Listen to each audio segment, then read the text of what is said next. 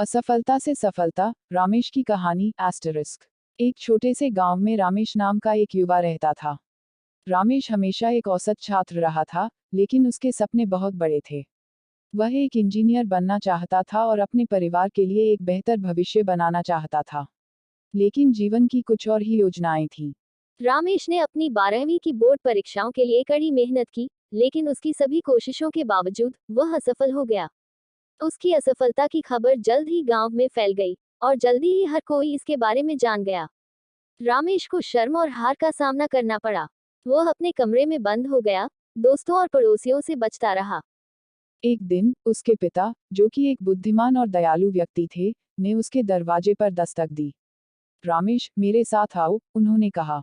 अनिच्छा से रामेश अपने पिता के साथ खेतों की ओर चल पड़ा, जहां वे काम करते थे। उसके पिता ने एक जमीन के टुकड़े की ओर इशारा किया जो पहले बंजर थी।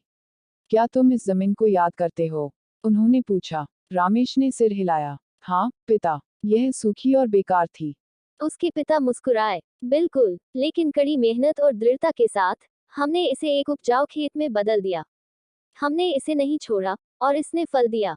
इसी तरह तुम्हारी असफलता अंत नहीं है, यह सीखने और बढ़ने का एक अवसर है। अपने पिता के शब्दों से प्रेरित होकर रामेश ने अपने सपनों को एक और मौका देने का फैसला किया। उसने फिर से 12वीं में दाखिला लिया और पहले से भी ज्यादा मेहनत की। इस बार उसने न केवल पास किया बल्कि उच्च अंक भी प्राप्त किए, जिससे उसे एक प्रतिष्ठित इंजीनियरिंग कॉलेज में छात्रवृत्ति मिली। कुछ साल बाद रामेश एक सफल इंजीनियर बन गया। वह अपने गांव लौटा और अपने ज्ञान का उपयोग वहां की बुनियादी ढांचे और जीवन स्थितियों को सुधारने में किया।